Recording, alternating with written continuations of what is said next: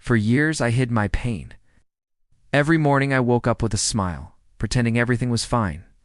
But inside, my heart was breaking. And the craziest part, no one noticed. Not my friends, not my family, not even him. I perfected the art of deception. I would laugh when all I wanted to do was cry. I would speak calmly when I desperately wanted to scream. I stayed when every fiber of my being was telling me to run away. He had become such a fundamental part of my life. I loved him quietly, deeply, without ever asking for anything in return. Just being near him felt like enough. Every smile he gave felt like the warmth of a home I desperately wanted to belong to. Every comfortable silence we shared felt like a profound understanding, a connection that didn't need words. But love, I learned, isn't always enough on its own. It needs to be a two-way street, a balanced exchange. I gave him my time, my loyalty, my entire heart. I truly expected nothing, but the growing imbalance, the sheer inequality of it all, hurt more than words could ever say. His absence would shatter me into a million pieces, yet my presence barely seemed to matter to him. It was a slow, creeping realization that felt like a cold wave washing over me. So I just kept hiding my pain, burying it deeper and deeper. I became an expert at pretending, a master of the happy facade, laughing when my soul was weeping. Years passed like this, and with each passing day, my heart grew heavier. The smiles became more strained, the laughter felt more hollow. I came to understand a difficult truth. Hiding your pain doesn't make it disappear.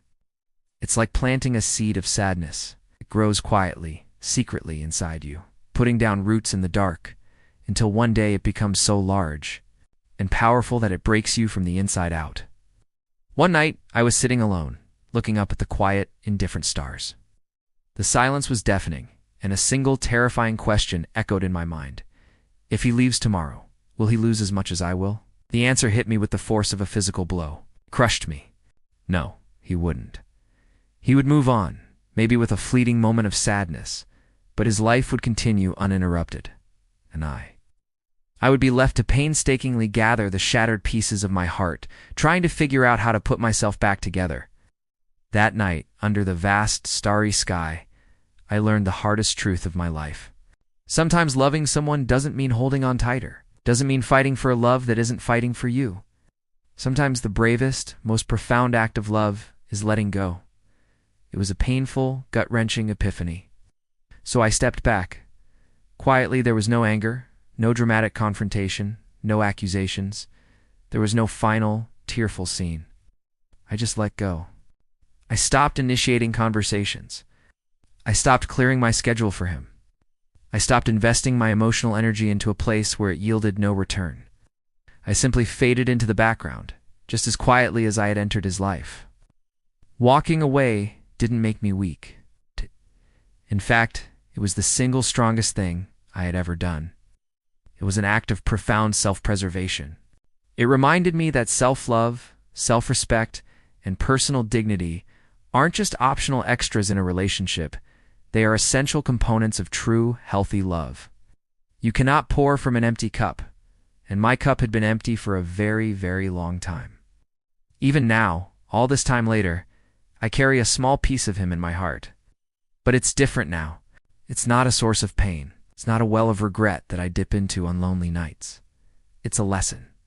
A permanent, indelible lesson etched into my soul. He taught me that loving someone deeply, with your whole being, is a beautiful and wonderful thing, but only when that love is returned. He taught me that staying silent for too long, hoping you'll eventually be seen, can render you invisible. You become a ghost in your own life story. And most importantly, he taught me that choosing yourself is not selfish. It is necessary. It is survival. It is the foundation upon which all other healthy relationships are built. You have to be your own hero first, see. Some love stories don't end with two people walking off into the sunset together. They don't all have a fairy tale ending. Some of the most important love stories end with one person walking away, alone but not broken. They end with courage, with newfound self-love, and with a quiet, unshakable strength. And that is my love story, and I wouldn't change it for the world. Thank you for listening.